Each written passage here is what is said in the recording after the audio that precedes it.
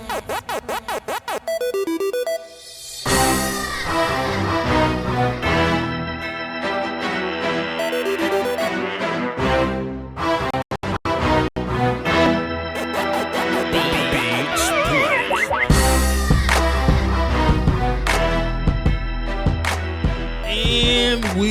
are back like bra straps, Vach Lombardi, Lieutenant Dan. We up in here. Your screen may be a little blank at the moment. Don't fret. I'm going to be doing some producer work on the back end. I'm just going to put the pictures of the people that have gotten traded on the screen so we can keep a clear idea of who the hell don't play for your favorite team anymore. It's one real disrespectful like that. It's gonna be one of those days, man. I really want to hear what the callers are thinking. I'm really gonna be engaged in the chat box. Lieutenant Dan got some opinions. He seems to be really pissed off about this trade that's happened in the last 3 minutes or so. But we call that a news tease, damn it. we call that a tease. And we'll get to it when we get to it. What's good, Dan? Talk to the people. First of all, I just got finished with my Patreon video for Tony Gonzalez and his touchdown during 2009 versus the Miami Dolphins. So if you want to go check that out, go to my Patreon, slide $1 in. You have unlocked that video. You have leveled up. And I just got done with a Falcons sack video versus the New York Giants. So if you want to check that out, go head over to Unintentional Grounding on YouTube. But these trades, man. So people this out, Dan. Like, I really want to get your opinion on this. We're actually gonna jump to the front of the line. Like, I know trades happened before this, but you were extra pissed off when you heard about it. I just really want to get your temperature and why the hell you pissed off. First of all, the rich keep getting richer. Okay, but why you mad that the LA Rams ended up acquiring Dante Fowler? Tell us why you were extra pissed. Because look, all I did was say, "Yo, Dan, what's up? You want to do a show?" He's like, I'm like, shit, Dan. How does this affect you personally? I need to watch my profanity. Please. I was screaming some stuff right before we started this show because not only do the rich continue to get richer, but the Rams are going all in, #all in, to go grab themselves every talented player that they possibly can, destroy their future for any drafting possibility at all, and win this today, year. Ain't nobody scared of the Rams, dog. What you talking about? Ain't nobody scared of the Rams. I mean, they're still undefeated. I mean, yeah, ain't nobody beat them yet, sure. But nobody scared of the Rams. What are you doing? But I mean, I'll say this much: is that Dante Fowler Jr. to the Rams with Aaron Donald, sure, with the people that they got there in LA, and especially this is not only just a team move, but also a marketing move as well to make sure that the LA crowd stay. You know. To keep them in there, to keep that money and revenue churning, so that what happened previously to them while they were in LA doesn't happen to them again now. I tell you what, man, I was watching the Rams game and they panned to the crowd. Ain't nothing but Green Bay people in the damn crowd, and I laughed my ass off at that. Yeah. That was pretty hilarious. This is an excitement move to bring in more LA Ram fans and to bring and to continue to bolster that. But why I'm really pissed off about this is because your team needed an edge rusher. One-year rental. Your team needed an edge rusher. Tell us why you really mad. Needed an edge rusher, but then what I was extra pissed off about was beginning of yesterday, Dan Quinn comes out and says, "Nah, we're good. We're fine, man. We'll just keep what we got. It's cool." And you don't think it's whatever. And you don't think that's the case, Lieutenant Dan? You don't think y'all cool? No, everything's not okay. Everything is not okay. I mean, what is it? Low key, Vach Lombardi over here talking about Dak Prescott needs to go. Don't mix my words up, Dan. Understand from my side of things. Dan is low key. Vic Beasley needs to go. Dan, I like Dak Prescott. I just like Tua Tagovailoa much more. And I like Dante Fowler more. So you like Dante Fowler more than Vic Beasley, sir? What are you saying? So it's it's a guy that's better at run defending. It's a guy that's got more fluid pass rush moves, more than Vic Beasley has. I mean, if Dante Fowler has 2 or 3 pass rush moves, Vic Beasley has 1. Dan, so, I will push you off a bridge for damn Vic Beasley, man. What do you want him? What do you want to give? What you got? And so that's the problem. You give me a first? That's the problem. I ain't got no first. I ain't got no first to give you because we're addressing our wide receiver position with our first. No, but you understand where I'm coming from, right? No. It's like, no, you don't understand where I'm coming from? No. I got a guy that's a specialist. You just don't want to pay him. That's all it is. And I don't want to pay him $12 million. I don't want to pay a specialist $12 million next year on a 5th-year option. And he's going to ask for more money. But that's not the real reason I'm pissed off. I'm pissed off that the Rams we have the draft capital to be able to take a guy like Dante Fowler Jr. and be able to bring him in for 1 year. Just 1 year. And let him hit free agency next year. And improve this team leaps and bounds. But the Falcons are going to stay tried and true to what they feel is best. And continue to be a middling team while other teams are willing to play the cards, put all their chips on the table, and risk it all to go get themselves a Super Bowl. And you have to understand from a Falcons, standpoint and point of view, it's starting to get tough. It's starting to get real tough to look at this team and what it's worth. Plus, you're trading what did they trade? A 3rd rounder this year. Yeah, a 3rd this year and a 5th rounder next year. So is that too much for Dante Fowler? Because there's a lot of Jacksonville Jaguars fans that'll tell you that Dante Fowler ain't really the guy. They would rather keep Yannick in glycemic index and just keep him and put Calais over there and just keep Jackson in the middle and just keep Taven Bryan there, and then that's your D line, Well, these are the same Jags fans that say that Dante Fowler Jr. is worth the 3rd and the 5th, maybe even a 3rd and a 4th, because they want to take as much draft capital as they possibly can from somebody. When Dante Fowler Jr. is probably worth with the injury, probably worth a 4th and a 7th. Mm-hmm.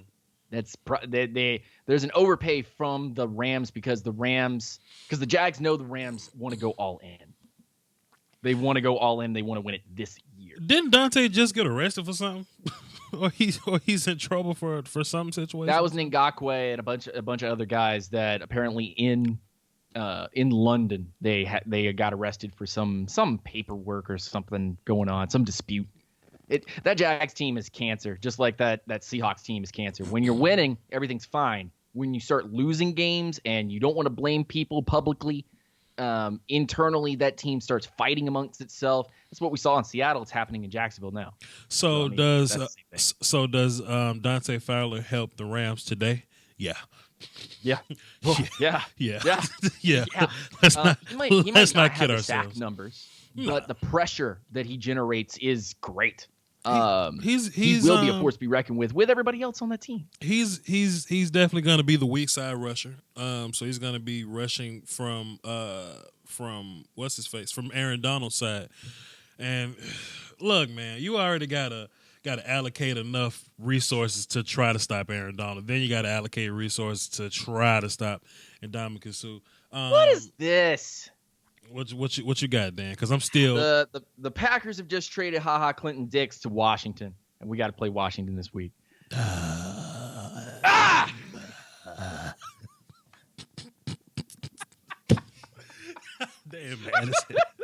Damn mad as hell. I ain't even put the Dante Fowler picture up yet, man. Will y'all wait? Motherfucker. Well, Dan, I will say this. Washington has done a pretty good job of building their front seven. They can probably be a little better at linebacker, but their D-line's definitely getting it done. Kerrigan's a pretty good player. I like another one of their guys. I forgot his name. Zach Brown. He's cool too.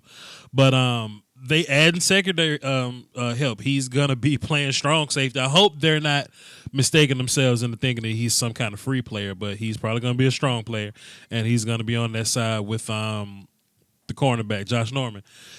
So I guess they're trying to go all in on defense as well, so that, because I mean, to be fair, Washington's offense ain't fooling me.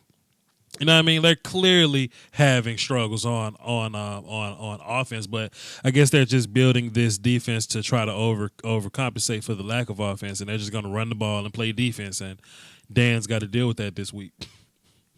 And this again, the Falcons are going to stick to what they want to do, but this was a player that, just like Carl Joseph, the Falcons could have picked up with a late round pick, but we'll see what the compensation is for Ha Ha Clinton-Dix. But the strong safety spot right now in Atlanta is Rashad Neesman. Sure. Who? Sure. With Keanu Neal out for the year. So I mean, it's just, it's frustrating. It's getting extra frustrating. And now, especially since you have to play him this coming week as well. Let's go through the rest of them, though. We would love to take y'all's calls for reactions. 515-739-1285. Access code 309-104. We lose Will Fuller for the year, and the Houston Texans decide to go, and they traded sevens, and they're gonna gain a fourth. I'm talking about Denver and Houston. They're trading sevens, but Denver is going to get a 4th round pick for Demaryius Thomas, and they're going to send him to Houston.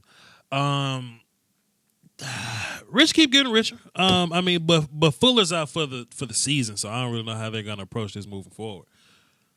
You use a swap of sevenths and a 4th round pick to claim the mummified body of Demaryius Thomas. Oh, my God. To replace Will Fuller. That's not even the same level. But I like the move because it's still a veteran wide receiver that can move the chains for you. To be fair, and you got Hopkins. To be fair, in my honest opinion, I don't think he takes catches away from Kiki QT. I think they just trust him a lot more. I think he's acclimated in that system. I think he does different things than Thomas. So I mean, Thomas will probably get you a few catches, but Thomas ain't really gonna break the game open for you. That's still Nuke's team, and I do think Kiki QT is still gonna be largely featured in that offense. So. It's just some more cooks in the kitchen type of deal. I guess we'll touch on fantasy football if y'all please at some point. But yeah, man, I'm not really moved by Demaryius Thomas to the what's his faces to the Texans. I tell you what, man, the NFC East just grows though. I mean, you got Cooper in Dallas, to Washington, but now they got Golden Tate in Philly. And I'm not a fan of Philly, Dan. I really don't fuck with Philly.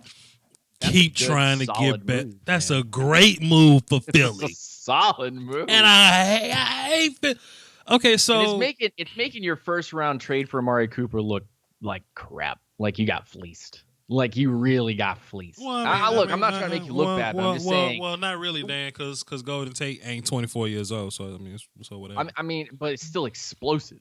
You get a guy for 1 year that's going to be incredibly explosive for you and plays very well. Okay, in the system you're most likely going to feature him in. But we're not. But we're not looking at Cooper for 1 year, Dan. So just like shut it. We're looking at Cooper for like the rest of our lives. So as long as we can keep his ass, we try to keep Cooper forever, man. Oh man, we got so many trades. Keeper. We running out of screen space, but we're gonna try to make these guys fit here. I gotta go find a Ha Ha Clinton-Dix pick. So I got Terrell Pryor on the screen. He didn't get traded, but he got picked up by the Bills. Do we have to talk about Terrell Pryor today, or like, no. Or like, am I just being fair to the Bills? I mean, what's fair to the Bills? Like, I caught that game last night, just like a little bit of it, like a small smidget of it. Did they? I saw them competing in the first half of the game. I mean, the score was relatively low. The Bills looked like they were putting adequate pressure on Brady, and there were things going on. I know that the Pats still won the game, right? So it's sure. I tell you what, I don't man. know. I was against Tom Brady in 2 of my fantasy leagues, and Brady threw for 300 yards, but he got 0 touchdowns. So I'm very thankful. I'm thankful for the defense at the bit. I actually lost to you in fantasy. Dan, I'm mad as hell that I lost to you because you started 2 guys on bye week. You started 2 Falcons on bye, and I actually lost to you. I'm mad as hell. But to be fair, if I can clean this shit up real quick, to be fair, that's the league that's not for money that I don't pay too much attention to. I'm just kind of chilling. But Dan, I told you I'd laugh my ass off. I just kept myself quiet. I knew I might be on your show again. But Dan did, however, beat my ass with 2 players on by starting. So I felt kind of stop it, Dan. So I felt kind of bad for that as I add Ha Ha Clinton-Dix to the mix. So that's 2 Packers players. I'm looking right there. I got Ty Montgomery on my screen, and then I got Ha Ha Clinton-Dix on my screen. So that's interesting. Tell us about Ty Montgomery getting moved in. Where did Montgomery go to the Ravens? Yeah, Ty Montgomery is a Raven. I think Ty Montgomery got cut because of the fumble, so I guess Ravens are I guess they're really stacking up on these fumbling backs. But we let them do it. What does that say? Hold on, let me make. I hung up on Dan. I tried to make the screen bigger, but I ended up hanging up on Dan. Wait a minute. Let me call Dan back. Let me call Dan back. And I know we got somebody on the phone, so hang tight. Dan, my bad. I didn't mean to hang up on you, fam. What was that? So the Ha Ha Clinton-Dix trade is a 4th rounder. What the fuck, man? Get the fuck out of here. We out here trading 1st round picks for Amari Cooper. I ain't mad, man, but damn. Let's get Cool Ass Drake on the phone, man. Cool Ass Drake, what's good, What's fam? up, fellas? Doski Woski, brother. It's been a while, man. What's good, man? Comedian Cool Ass Drake. What's good, man? Oh, no, you've been checking my FB, bro. Man, I keep up with you, man, because you're my friend, Cool Ass Drake. So I'm keeping up with you, man. Yes, we are. Gotcha. Friends. Gotcha. What you got for the show, brother?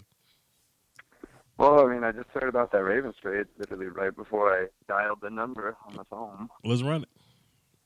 I like it because I was literally in the Facebook group, the Lombardi Draft Talk, just yesterday.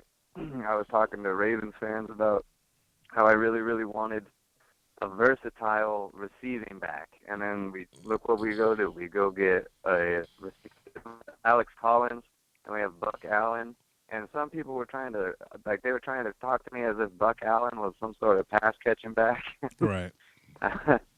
And I don't really see that when I watch the games, so I'm glad we got Ty Montgomery because, well, now what I want to do, I want like a bruiser, dude. I want a power running back, some Ravens type running back like a Jamal Lewis, but I'm glad we have a receiving back now that can be a complement in the receiving game as well as run game. Just keep defenses on their toes. So you want all these running backs? You're trying to get somebody about the paint, Cool Ass Drake. Who are you trying to get about the paint? What do you mean when you say that? So you got Alex and Buck, and I think you still got Kenneth Dixon. I could be wrong. So you add Ty Montgomery, and you still want a bruising back. That's 5 backs. Somebody gonna have to get about the paint, Cool Ass. Oh right? yeah, I know. I like Alex Collins and I like Buck Allen. I like them both, but I don't really think either of them are a long-term answer. Alex Collins, he's good, but he doesn't have a nose for the end zone. And Buck Allen is only good when defenses aren't expecting him to get the ball, you know? So I really, really, really like David Montgomery. If we could get Montgomery and Montgomery going next year, that'd be pretty dope. Sounds like a law David firm. Montgomery's hype train is about to soar. It's probably going to be like a top 10 pick or whatever. Montgomery and Montgomery Law Firm. We're here for you. Get your money now. Get your money when you need it. So do you have any thoughts about the other trades that are on the screen right now? Cool as Drake. I'm a little confused about. Well, I'm not confused about the Ha Ha Clinton-Dix trade. I just thought Monte Nicholson was doing all right. Maybe he wasn't doing as good as I thought he was. Okay. Redskins fans, call in if y'all have an opinion about Monte Dickinson and his sorry. I will say that I do think the Texans getting Demaryius Thomas is definitely putting a Band-Aid on a situation that is Yeah. Fuller different, man. Fuller. Whatever resources you just used to go get Demaryius Thomas, you should have put those resources into the offensive line. There you go. That's something else. Like first of all, like Fuller flats out run past people. No matter how deep you get on Fuller, he's just gonna run flat past you, and that ain't what Demaryius' game is. And you're right. They're gonna at some point need Deshaun Jackson to not run for his life all the time. You're absolutely right in that way. Well, it's just if you, no matter how much you or how deep you get into the playoffs, if you get to the Super Bowl and your offensive line is as bad as the Texans is, you're not going to win the game. I mean, it's just putting a Band-Aid on a temp situation. It's a temporary fix to a bigger long-term problem. They need to fix that offensive line. For Deshaun, definitely. I see Mad Dog in the chat box hating. On my Cowboys. Out of all these pictures y'all see on the screen, only one of those cats is 24 years old. That's Amari Cooper. All the rest of them is scrubs. Dante Fowler. How many Pro Bowls Dante Fowler got? How many Pro Bowls Ty Montgomery got? How many Pro Bowls does Ha Ha Clinton-Dix have? Like for real? Like does he have Pro Bowls? For real? How many? Man, y'all get off us, man. Get off us. Time out. We got Conrad Tokyo who's gonna just add to the call. Conrad Tokyo, y'all get Golden Tate. How do you feel? I feel pretty good. It was a really good move. I was gonna say that's how you trade for a wide receiver because like he was giving up for a 3rd-round pick. And not only on our team, he's probably the 3rd, 4th best option because you got Jeffrey, you got Ertz, and then Aguilar still in there. So him and Aguilar will like switch in and out of slot and get some good reps in. Conrad Tokyo, let me just kind of like correct you for a second. Don't you dare put Golden Tate and Nelson Aguilar in the same tier, sir. Just don't even attempt. Don't even attempt. Oh no, of course not. But Aguilar's been rocking out of the slot though. He's been doing it really good for the past 2 years. So I mean. Golden Tate's an upgrade, but like Aguilar's been playing really well. And then on top of that, like he's traded for a 3rd-round pick, but like also have to take into account he's a free agent next year. So if he leaves, we get that pick back, and we have 2 second-round picks this year. So it was basically for free. Like we basically just moved back a year for the pick, and we have a ton of cap next year. So if we want to re-sign him, we can. Doesn't even really matter. That's how you trade for a wide receiver. Listen, not man. give up first-round picks like some other teams. But listen, man, I'm about to do a damn Google search for grocery stores in the Philadelphia area because I fully expect Nelson Aguilar to be bagging groceries next year, fam. Ain't nobody out here looking for Nelson Aguilar to stay on the team. Keep an eye out for Nelson. Just trying to keep an eye out for Nelson. Nah, fam, ain't he was playing all right. Ain't nobody looking out for Nelson Aguilar. We'll go to Tate on the team. I don't care about y'all. Look. They put Golden outside and keep Nelson in the slot. That's pretty deadly. Yeah, that's probably what they'll do. You know what, Mad Dog? You're one more negative Cowboy comment from being put on timeout for 300 seconds. Keep playing with me. You know how long 300 seconds is, Mad Dog? I'll put him on timeout when I get back in the chat. That's what I'm talking about. Man, do you guys remember that Eagles-Panthers game last year where Nelson Aguilar was in the slot and he ran that freaking slant pattern? I don't know. For some reason, that play just stands out to me. Nelson Aguilar, can run a route, dude. He's super fast and he's got good route running. His hands are the problem. Aguilar was trash 2 years ago. Why all this happened? Yep. Why all this started to happen? What changed all of a sudden? He can run routes. It's like Conrad was saying, though. He's his hands aren't the most consistent. It was on his head, and then he kind of like Amari Cooper. He had a super great year. We're not going to hear no more from Nelson Aguilar. Cowboys fans are asking me, should we be worried about Golden Tate? I mean, we played Golden Tate already this year. So this ain't really nothing we don't know. We played the Lions earlier, and I think I respect the Lions receiving core a little more than I do the Eagles receiving core. You know what I mean? But I really like Galladay. I really like Jones. I really like Tate. I like that combination. Alshon don't really scare me. He big, but I'm more scared of guys that can run. You know what I mean? Alshon don't really bother me. Alshon's a dangerous dude in the red zone, though. He is. See, that don't bother me because we got long corners, though. You know what I'm saying? Like, you just can't.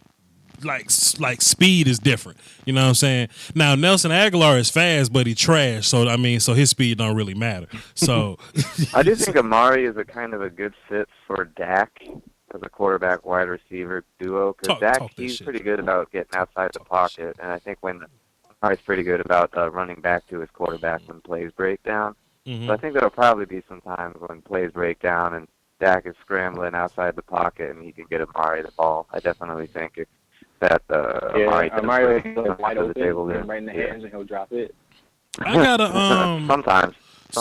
So I got another trade deadline question. So Josh Gordon, assuming the Patriots find a receiver that they're looking for, do they get Josh Gordon about the paint, or do they keep him with whoever the hell that they get? How old is Josh Gordon? Does anybody know? 26. 25, maybe. They could. I know Edelman's old, and he's talking about retiring when Brady retires. So, if they're going to get a quarterback next, I feel like having Josh Gordon might be okay if they just keep him around. I don't know. Mm-hmm. I think it's probably the best environment for Josh Gordon to be in. Yeah. So I hope he stays there. Yeah. Some rattling on my damn stream, and I don't like it. Lieutenant Dan, will you fix whatever it is rattling on my live stream before I kick you? Yeah, where is Dan? Before I kick you off this month. He right there. Dan over there chilling, not saying nothing. Dan, say something to cool ass Drake. Dan, I see you moving. Will you say something to cool ass Drake? I'm just I unplugged my headphones, plugged it back in. I don't know what the rattling is. I don't know. Okay, but Dan, cool ass Drake said what's up to you. Will you please speak to cool ass Drake? Hello, cool ass Drake. How you doing, buddy? Good to see you. Hey, Lieutenant Dan, you can't see, but I'm saluting. I'm saluting right now. Anti-social ass. So Drake. So when did you start doing like comedy, fam? So like when this happened? Oh, it's been about a year. Oh shit, nasty. We don't even talk about that stuff, dude. Let's talk about football. Nasty Nate Peterman starting next week for the Bills. That's gonna be funny. Start your Bears defense, fam. Nasty. Is that who they're playing? Yeah, start the Bears defense. Yeah, man. Nasty. About to get fucked, dude. Now, 6 interceptions. I will say this: Derek Anderson was the backup in Carolina for some years. I always thought Derek Anderson could play when he came into the game or whatever, but I'll tell you what, Khalil Mack, Akeem Hicks, and Leonard Floyd are licking their chops right now, dude. Because that could easily be like a 10-sack game. Okay, that's terrible. Y'all have any other remarks about the other trades? Conrad Tokyo. That Bills offensive line is terrible, dude. Bills line is trash. So I don't have anything else to say. I'm still sticking with my 7-9. I'm gonna take it week by week for my team, but we'll see what happens. I don't think Golden Tate added to my team changes a whole lot. It could, but I don't know. I'm still sticking with my prediction. I'll go game by game and see what's up. Is Sidney Jones playing for the Eagles at all this year?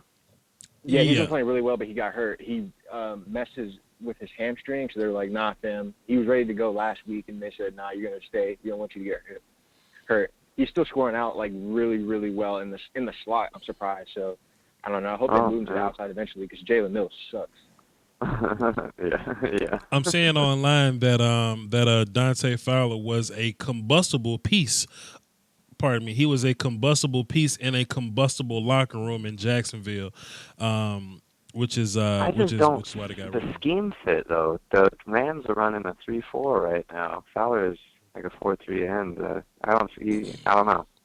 You know, Wade Phillips gonna find a way to hybrid his ass into putting Dante Fowler at linebacker and putting him in an end spot but standing him up like Wade to pretty much figure it out. It's nothing really, because at the end of the day, Aaron Donald's playing defensive end, but his ass still lines up B gap. You know what I mean? Aaron Donald's playing out of his mind this season, dude. Ridiculous, man. I'm actually gonna do a video on him soon because he's ridiculous, and I'm scared of him. And I hope somebody get the Rams out the paint before the Cowboys play them in the playoffs or whatever, because I ain't trying to run into the Rams. They're dangerous, dude. That's a deadly team this year, the Rams. Yeah, hell yeah, because the Cowboys going to the playoffs, and I ain't trying to run to Aaron Donald when the Cowboys get in the playoffs. All right, y'all, I'm about to hang up on you. Appreciate the cool ass drink. You got something you want to plug? If you're in Phoenix, come hang out. But yeah, dude, I'll see you. All right, cool. Cool ass Drake. Salute, fam. Conrad Tokyo, plug your stuff before I get you up out of here. Hey, you already know the mixtape is coming out. I'm working on a couple of things, and I also got another one dropping in December, so look out. It's Comrade Tokyo, COMRADE, Tokyo. You can find me on anywhere and Spotify and Apple Music soon, so be on the lookout.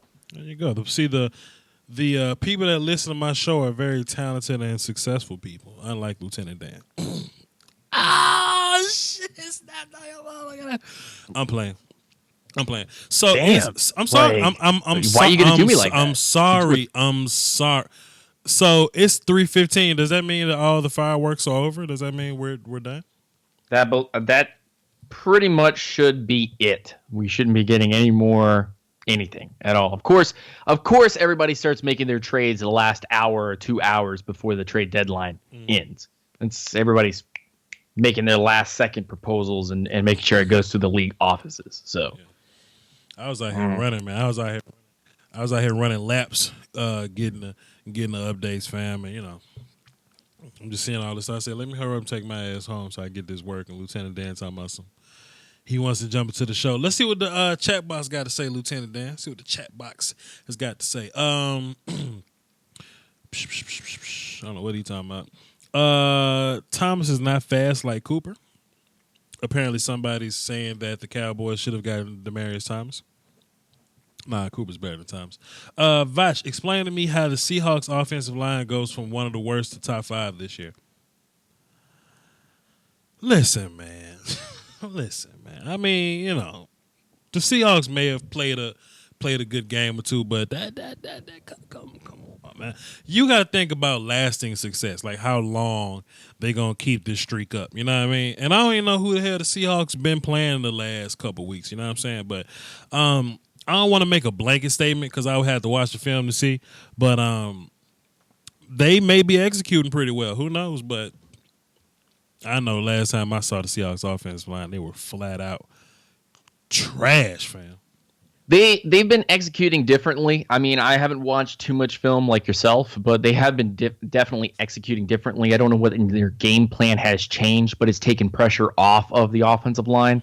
And, I mean, that could be part of it, is maybe they've changed something in the playbook to get the ball out quicker, or a set of plays that work a lot better for them and just raises their grade overall. So it could be a number of factors. It could be also who they're playing as well. It could simply be matchups that week. You know what I'm saying? Like who knows? Yeah. But I'm not gonna rush to judgment and say that the Seahawks are a top 5 offensive line this year. I'm not really in that game. But anyway, I did an Amari Cooper film session last night. If y'all want to check that out, apparently people thought I was a bitch out here because when I dropped my first film session, it was all positive stuff. But how can I show skill set, without showing positive stuff?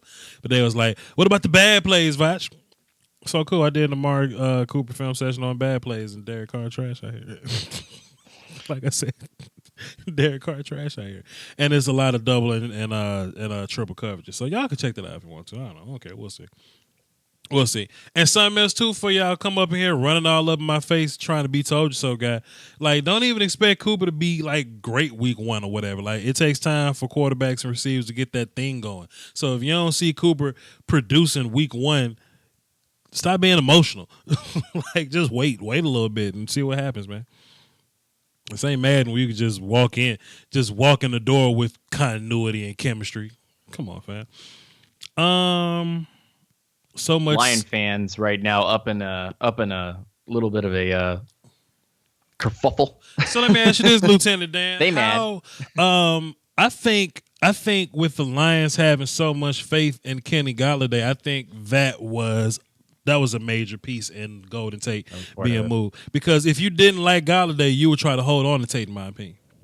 Well, I think Lions fans now, with the instant reactions, now that we are a microwave society and we want everything now, and also everything comes out very quickly on social media. Lions fans' initial reaction after getting snacks was like, "Yeah, we did it. We've got a piece and we've got all this extra stuff." And then today, Tate gets traded, and now they're all turned right around, talking about how their coach is the worst, their GM's the worst, and I think that's just with fans all over the league.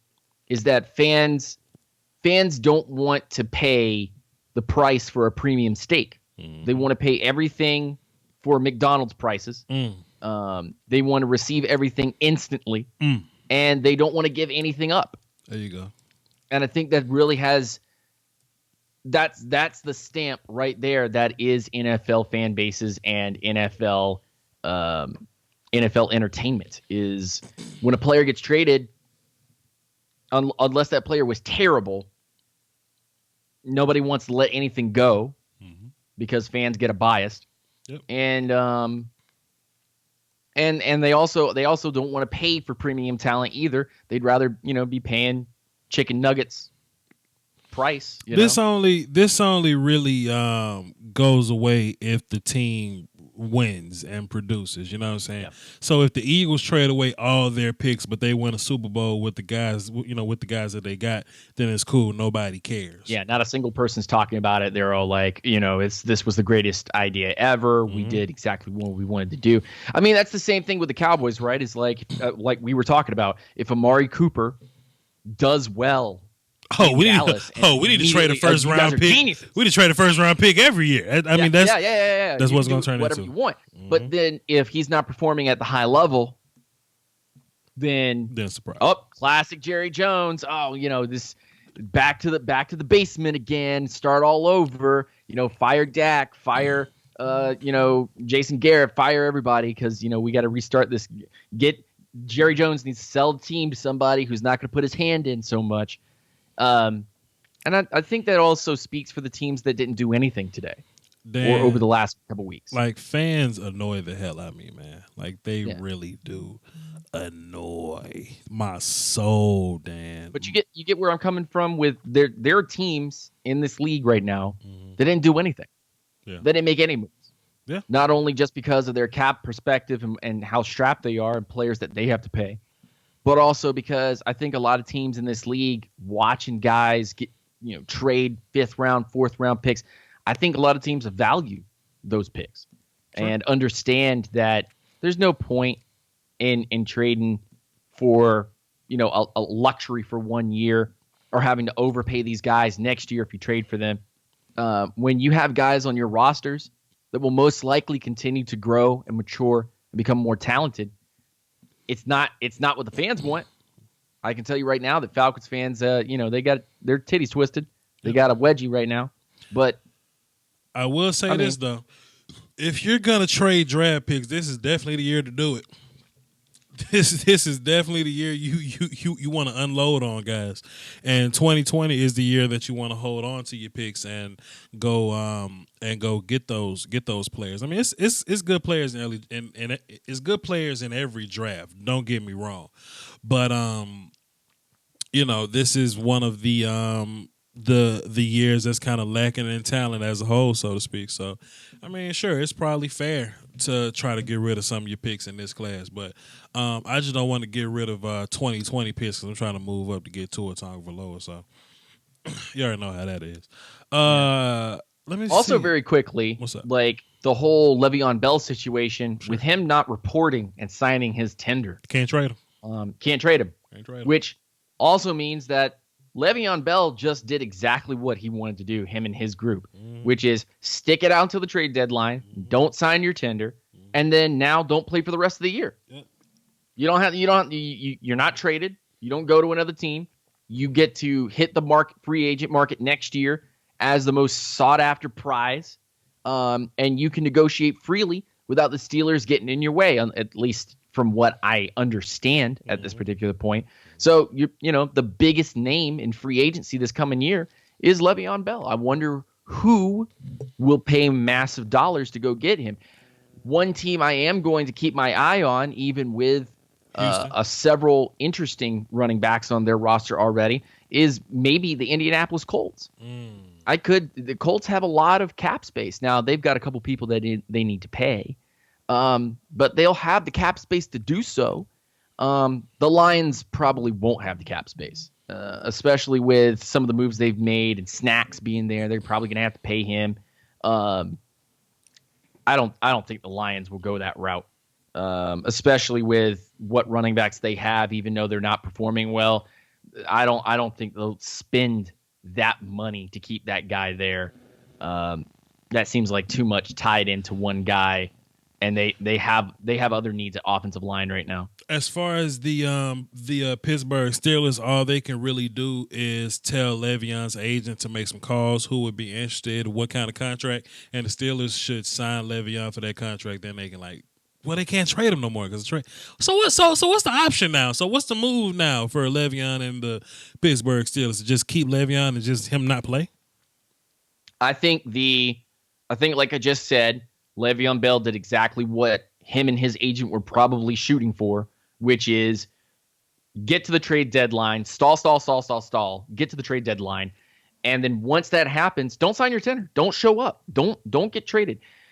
That way the Steelers are still forced to play James Conner, and basically Le'Veon gets a vacation for the whole year and then go into free agency next year and be unrestricted to do whatever the hell he wants to do, because the Steelers aren't going to pay premium price to franchise tag him. They got other issues. Plus, the Steelers don't even know if Ben Roethlisberger will return next year. So, I think this is a Le'Veon Bell generated move that happened maybe early February of this year, with his agent saying, I'm taking the year off. Year without a Santa Claus. I'm taking the year off. Go have fun. I'm going to do whatever I want to do. And he's going to be healthy. He's going to be fresh. There's no 2018 wear and tear on his body. So, we'll see, man. Let that man go. let that man You got James free. Conner. He's not a terrible running back. No, but you need to probably retool the offensive line, and you're going to need to get a new quarterback. And that defense still ain't the best in the world. They're good, but they're not great. You really need some guys to start stepping up. Quante, he says he's got to show up by week 10. And I don't even mean to put your government name out there. I just recognize profile pics, and I just remember people that, support me. He says he got to show up by week 10. Says who? Says who? Like what's the rule there? Because he didn't sign the tender. Watch Le'Veon Bell show up week 10, step in the building with 1 foot, step in the building with 2 feet, and then step with both of his feet back out of the building, back to his car, back down. I showed up, y'all. All right. Hey, I'm here. Bye. What you gonna do? Fine me for being late?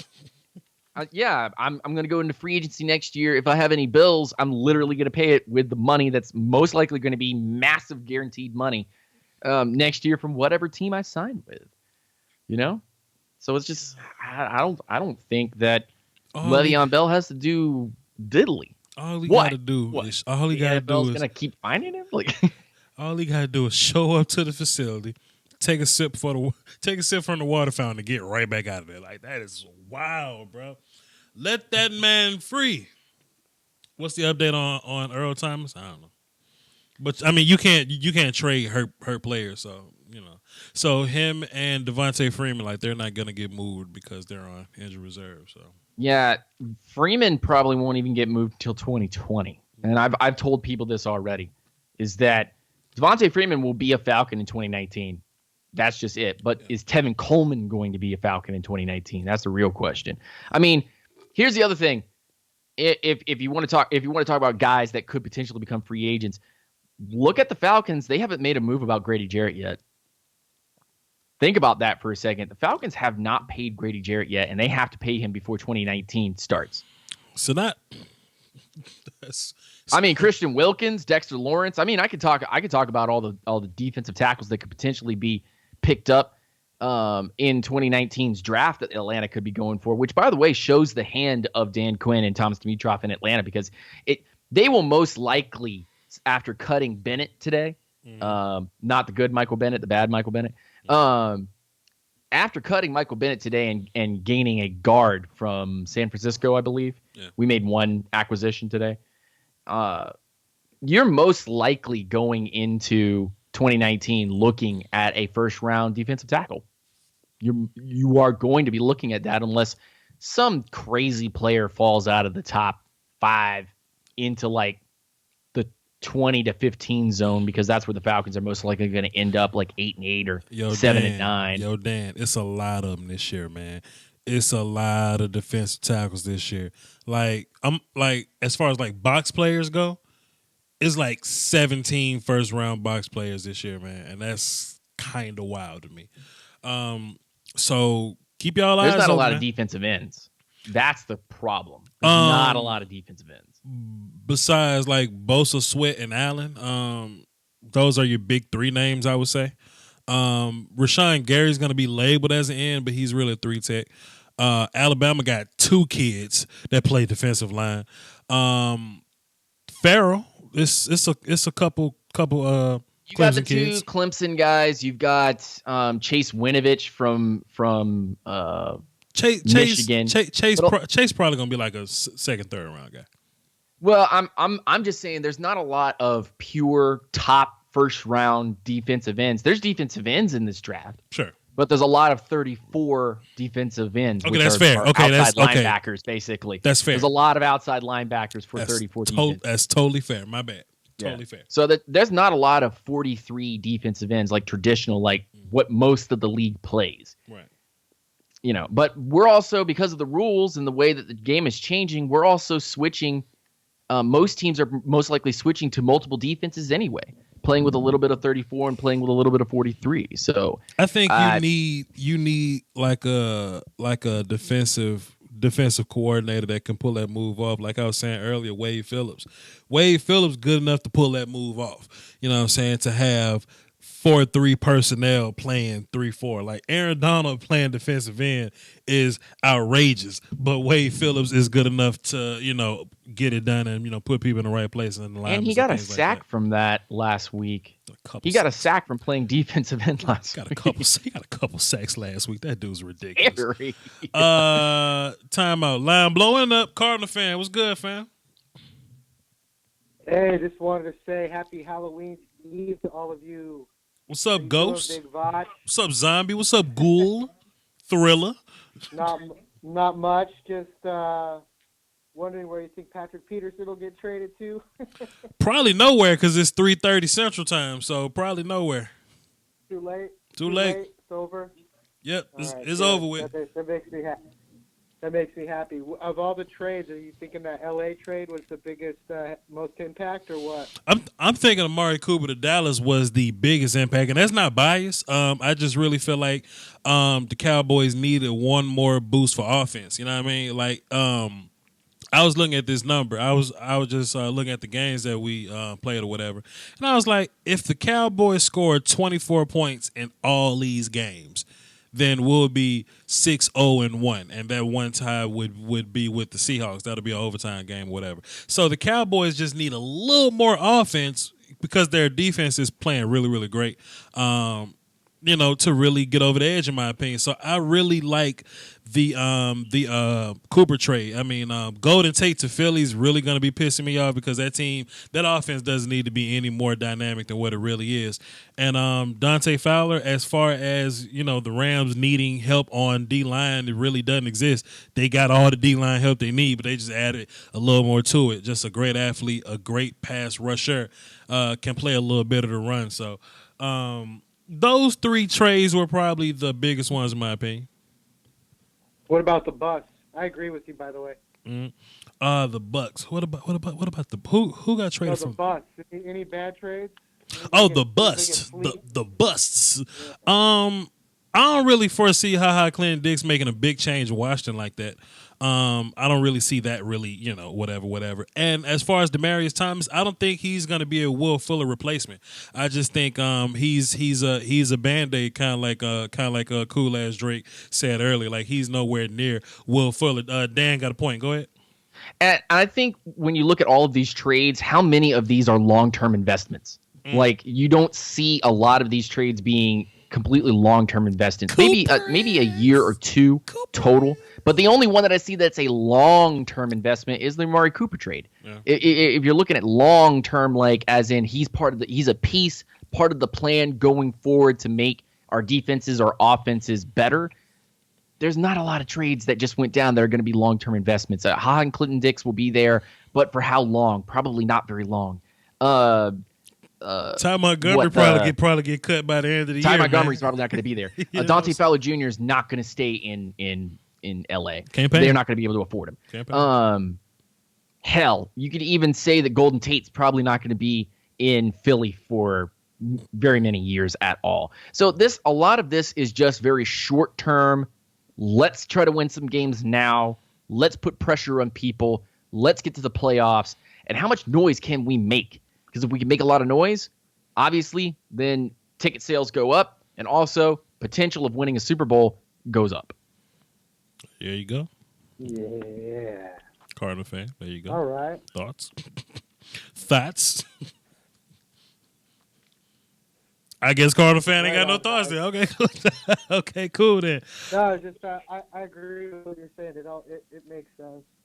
I wish the Cardinals would have made a couple moves, but other than that, I don't know. I think we're okay where we are. Yeah, we got a bright future in Arizona. As far as the Cardinals make the Cardinals just as a team or whatever, I think y'all the ones that need draft picks the most out of anybody.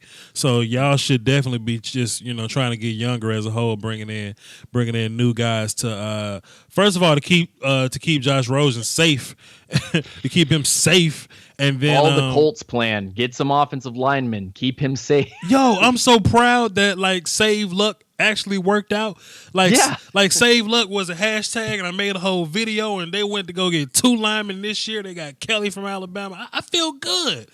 That damn Save Luck actually worked out, man. But go ahead, what's his face? What's his name, Dan? Cardinal fan. Go ahead, Cardinal fan. I call him Neil nowadays. No, I think that they actually started doing that. A big factor this year for us, like everyone else, is, we drafted a couple O-linemen. As a matter of fact, our 3rd rounder this year is our starting center, because our starting center, A.Q. Sipley, who's quality. He got hurt last preseason game of the year, so they are going young, Arizona. But there's a lot to be thankful for, grateful for in Arizona. I mean, that comeback win, I know it was against the 49ers, but I read the stat that was the youngest player in the Super Bowl era to come back from a 2-touchdown deficit, which I think that's pretty incredible. And if you actually look how he did it, as impressive as that stat is, if you look at how Rosen did it, he went to 6 different targets on that final drive, which none of the other rookie quarterbacks are doing that. All the other rookie quarterbacks have their one receiver that they're dialed in on. And that's absolutely not the case with Rosen. Time out, Cardinal fan. Let me cuss Conrad Tokyo smooth out, because he said in the chat box, but Dak is okay. He just needs Julio Jones, the best offensive line in football, with Zeke and a Hall of Fame tight end. Okay, let me just cuss Conrad Tokyo smooth out, because I remember once upon a time Carson Wentz was playing like trash out here till the Eagles made 1,000 moves to help complement him, to help try to make that defense better, to get him 3 running backs, to get him Alshon Jeffrey and Torrey Smith. Now they're adding Golden Tate to the mix. Don't tell me about acquisitions with your silly ass. And they didn't even win the Super Bowl with Carson Wentz. They didn't win with Carson Wentz. So don't even come up in here. Don't even come up in here with all that slick talk, Conrad Tokyo. Don't even start that, famo. Don't even start that, dog. Don't even do that. Go ahead, Neil. Here's a question for you guys. Take a step back pertaining to trades and new people on new teams.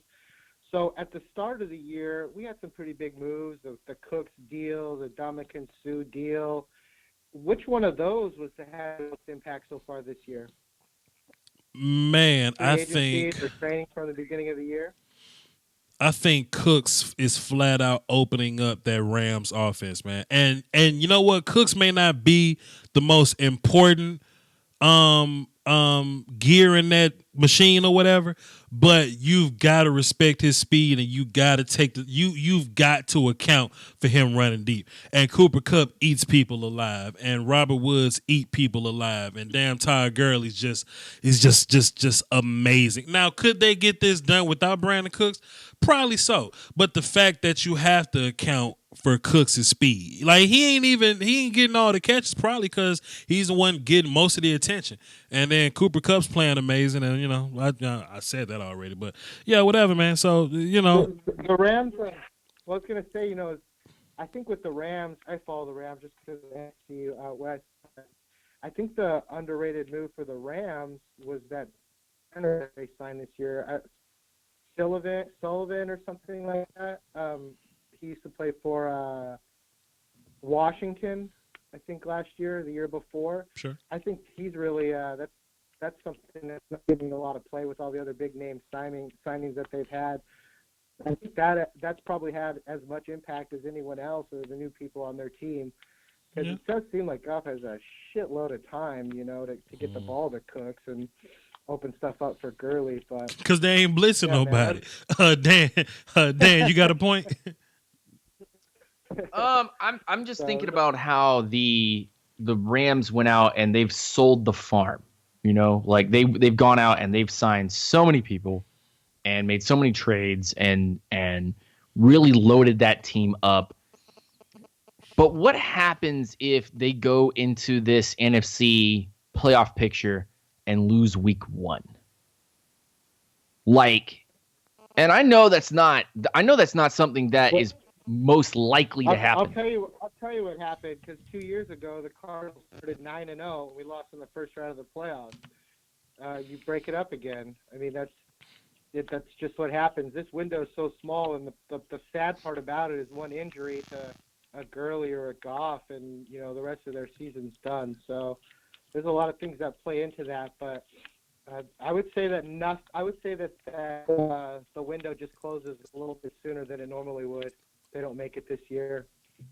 Because they've pretty much leveraged themselves out. I don't know who they're going to sign in the off season. I mean, they got a lot of ways that they can go, but yeah, that's an interesting point to bring up, Dan. Yeah, I just don't listen to Dan. They don't know what the hell he's talking about. Go ahead, Dan. Go ahead, finish saying what the hell you don't know what you're saying. No, I just think it's one of those things where it's fragile in LA. It's very fragile. That fan base is fickle. I mean, that's the reason why they weren't successful when they were back in LA the first time. That it's a fragile fan base. It's not a fan base that is willing to be out there. I mean, you made the point just a second ago, Vach, that there were more Packers fans out there than there were LA Rams fans when they had that game. And so if you just kind of look at it from that perspective and see that the Rams are trying to hype this train up, sell everything, try to win it this year, and if they were to fall short, that just nosedives for the fan base. That's just like, oh, well, this is the same Rams, exciting, and then just blow it type of team. Maybe I don't want to go to the game anymore. Conrad Tokyo. Looking at that dynamic. Conrad Tokyo, you say something else about the Cowboys, I'm putting you in timeout for 300 seconds. I'm not you know playing how long 300 seconds is? It's a long ass time. I'm not playing with you, Conrad Tokyo. Say something else. Go ahead, Carter fam. I called you Neil. Well, I was going to say the thing that concerns me most about the Rams is, as much as everyone's jockeying on the coach, he doesn't have a lot of playoff experience, and that's really what it comes down to. Is that's where those coaches make their money, is in the playoff and making adjustments and having been there and done that, which is why you usually see the same coaches in the playoffs at the end of the year. So as good as the Rams are, I still don't have confidence in McVay, right? And I don't know. He's too inexperienced. I'm not bragging on his age in any way, I'm referring to his actual experience in the playoffs. I wouldn't trust a new coach over Bill Belichick. I don't care who's on the team, kind of thing. So that's my concern with the Rams is, yeah, they've leveraged a lot of their future on just a really big unknown, and I'd be interested to see how that plays out. But that's my concern with those guys, with the Rams. Anyways, I just can't see it happening. Him out coaching everybody, I don't know. I don't see that happening at all. So too much hype right now. I mean, yeah, they started out great, but I was with the Cardinals 2-3 years ago. We started out 9-0, man. It was a done deal. And one injury, and the sky can fall down. So something to pay attention to for sure. True. So. Yeah. And I think, what is it this week that the Rams and the Saints play? So basically, we're going to get to see probably a playoff matchup this week between those two teams, which are really, really hot in the NFC right now. I tell you what, man, the league is really making all the good teams play each other, and that's interesting because I really don't want to see Green Bay in the playoffs at all. That would just ruin my little day if I saw them, because Green Bay, They got the damn Patriots this week after just coming off the Rams, and I feel like they played. Didn't they play like Kansas City early this year too, or something like that? Or something early. Yeah, so Green Bay, Green Bay is on this little murderous road today. Go ahead and let Tom Brady get them up out the paint so we can get an easier team into the playoffs, because we ain't trying to see Green Bay in the play. I don't care about no record, man. Rodgers in the playoffs ain't really fun for no damn body, but the Packers. So it is what it is. That's all you got, Cardinal fan, before we wrap this show up? Yeah, man. That's all I got. Bot. Anybody listening, hit that like button, hit that subscribe button. Dan, you got a podcast too, right? Hell no. Yeah, man. Yeah, make sure you hit Dan's podcast too, the Incredible Dan podcast. I don't know what it's called. So make sure you hit those like buttons, the subscribe buttons. The cool thing about those is that they're free. It takes like 2 seconds and really pumps up that YouTube game. Also, if you guys have some extra money, which some of us do, go ahead and hit that PayPal or that Patreon. You know, we can obviously see whoever's listening. I think there's 200 people watching right now. Mm-hmm. You know, 200 people is enough people to help someone pursue their dream. If we all throw a couple of dollars in there, not only is it good karma, but we continue to listen to get content that we're actually interested in. If we want to hear that kind of stuff, we have to support the people that are doing it. And for my case, I've been a fan now, pushing a year, 2 years, I don't know, something like that. Long time. Yes, sir. The show's getting better and better, man. It really is. Wow. And not that content is getting better and better. It's just that I think you're really sharpening your tools. Things are really getting dialed in. Wow. And I know that is because of the support that you have from the people that really appreciate what you're doing. So if you're just listening now, hit the subscribe button, the little ding, the little bell, hit the like, and drop a couple dollars. And we can keep this thing going and help these guys pursue their dreams. So I appreciate everything you do. Dan, I know you've been on the show a couple of times. Definitely appreciate your insight and perspective. So have a great day, guys. Keep me in the loop. Go Cardinals. Yes, sir. Salute. Oh man, me and that dude almost on first name basis, man. Me and Cardinal fan, and he can go in the chat box. Say it is me and Cardinal fan. And you know, it's funny. Me and Dan had this conversation too. I guess it's a conversation I have with people that are my friends. We had a conversation about how attractive Asian women can be, and if you had that conversation with me, that means that we're really, really friends in real life, because I think Asian women are really attractive, especially attractive Asian women. I'm just sitting back here with the biggest smile on my face. Dan, like, yeah. Shouts out to the University of Washington. What y'all know about it? What y'all know about it? Know what I'm saying? What y'all know about it? Anyway, Voucher's Voice podcast, I'm really about to start grinding that. I'm gonna get my homeboy Dave involved. Dave is a legend as far as the Voucher Lombardi podcast situation goes. Let me just put y'all up on game before I wrap this show up. I was actually a podcaster first. But and the chat box is wilding about Asian women right now. So I was actually a podcaster first, but YouTube was hot as fish grease, and when the grease is hot, you drop the fish immediately. You get it done. You know what I'm saying? So I ended up transitioning into YouTube, but I was like, man, podcasting is my passion. Talking is my passion. Radio type stuff. That's why these live streams are so dope to me. Being able to talk, being able to interact with the people. This is so dope to me. I like doing this more than I like doing live streams. You know what I'm saying? So fully expect the Vach's Voice podcast is what I'm gonna call it. I was gonna make it a second channel. I'm gonna call it a second channel something else. Vach Lombardi 2.0 or something. But the Vach's Voice podcast, it is on all your podcast streaming platforms. I haven't been putting nothing out because I'm waiting to get on all the platforms. I'm on most of them now. We just got on Spotify, y'all. We just got on Spotify. So y'all go check that out, man. Go on Podbean, Apple Podcasts. Dan, give me some other podcast streaming platforms. Google Podcasts, Android, Samsung, whatever. Podbean, Spotify, Castbox, whatever your podcast streaming platform. SoundCloud. Vach's, we ain't on SoundCloud no more because they trying to like charge me and shit. Meanwhile, we got free avenues to just put this shit up, but whatever.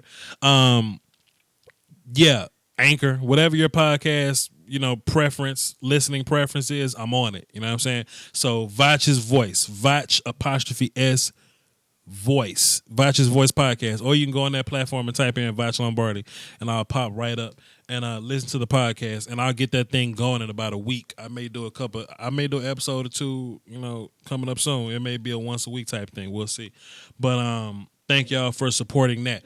Also, if you want another free way to support me, just a way to support me that costs no money, you go to Facebook. My Facebook page, not my group, but my Facebook page, Vach Lombardi's Film Session.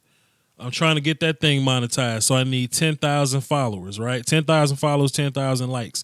So it costs no money for y'all to go over there, just like and hit follow. Y'all ain't even got to stay. Y'all ain't even got to watch the videos over there.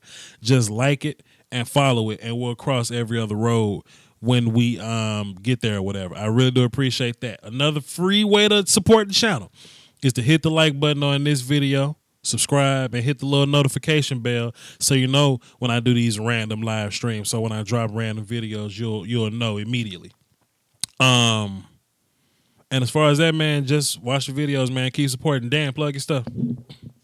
Yeah, you guys can find me on Unintentional Grounding on YouTube, doing Falcons film breakdowns, talking about the NFL, playing some video games on the Twitch channel, Unintentional Grounding. Go find me on social media on Twitter and Instagram, UNGR_show. Just did some updates there. Got a website, UNGRshow.com, if you want to check out some of the articles from some of the grounders, some of the fans and Falcons peeps that have been following my channel are now writing some articles on my website. So if you're a Falcons fan, you want to come and write some articles, send me a link to that article, unintentionalgrounding@gmail.com, and check that out. Otherwise, man, you can go and support us monetarily on Patreon, $1 a month. It's $12 an entire year, man. Like, that's less than some lunches and some dinners. So check us out and come support the channel. Hit that subscribe button, notification bell, and comment in the comment section. Share our content, Vach's content, and myself to all your friends and family and other Falcons fans or other Cowboys fans to get them to support what we do. We work really hard on what we're doing, and we enjoy it. We want to make it our day job, our full-time day jobs. So come check us out. Hey, Tom Smith, let me just correct you for a minute because I ain't trying to cuss you out, but let me just dig in your shit for a minute. He says, I'm still laughing out loud at Vach not liking Van Der Esch. Let me just fix you real fast, fam. It ain't that Vach hated Van Der Esch. Van Der Esch was soft, and I wanted Van Der Esch to get better with his hands. Also, I ain't hate Van Der Esch. I just wanted Harold Landry. I didn't hate Van Der Esch. I just wanted Will Hernandez. I ain't hate Van Der Esch. I just wanted Isaiah Wynn. Now, it's cool that we got Van Der Esch, fine. And if you go check my video out, apparently you didn't. But if you go watch my video, I say, man, if we end up with Leighton Vander Esch, Pawpaw Rod Marinelli gonna have to teach him how to use his hands and how to evade people. Seems like it worked out for the best. Don't be trying to call me out in the chat box, Aton Smythe. I'll give you the attention you don't want, fam.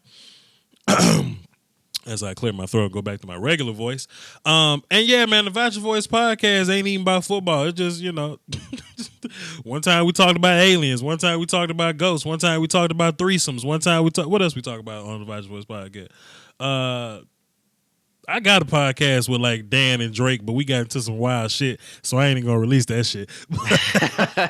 We talked about drugs. No, we're not gonna tell them. We are not going to tell the people what we talked about. It's deleted. It's gone. Don't worry about it. That strange ass shit we did that day.